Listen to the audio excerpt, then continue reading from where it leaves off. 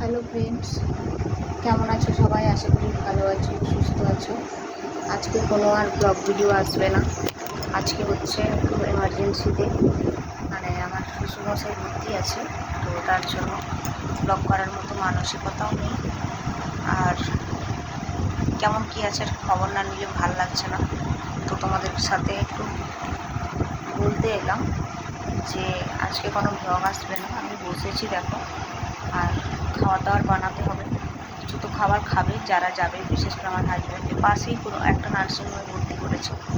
এর একটা প্রবলেম হয়ে গেছে, যার জন্য তো আজকে ওর জন্য ব্লগ দিতে পারছি না। আগামীকাল চেষ্টা করবো দেওয়ার, জানি না দিতে পারবো কি না, সেটা তো বলতে পারছি না, পরিস্থিতির উপর ডিপেন্ড করছে।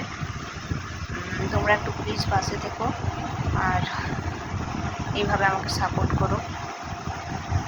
তো সকালবেলায় উঠেছি আজকে ঘুম থেকে, ওই কটা বলবো, 5টা নাগাদ। 5টার সময় সারা রাত ঘুমোতে পারিনি, একদম ঘুমোয়নি। সবসময় ওগুলোই মাথায় ঘুরছে, কী হচ্ছে না হচ্ছে, কখন মেসেজ করছে। আমার হাজব্যান্ডকে বলেছিলাম যে তুমি যা হবে একটা মেসেজে আমাকে জানাবে, তো সে মেসেজে জানাচ্ছে, সেগুলো দেখছি, মানে একদম ঘুম হয়নি, রাতে আমি ঘুমাতেই পারিনি। তো সকালবেলায় একটু হালকা, তারপরে 5টার সময় উঠলাম, হালকা ঘুমালাম।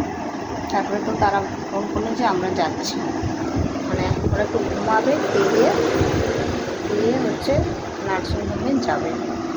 তো এখন রান্নাবান্না চাপাতে হবে আর কি। ভাবছি বেশি কিছু করবো না, মাছের ঝোল, ভাত আর একটু সেদ্ধ কিছু করে দেবো, ব্যাস এটাই হবে। তো দেখা যাক কী হয়।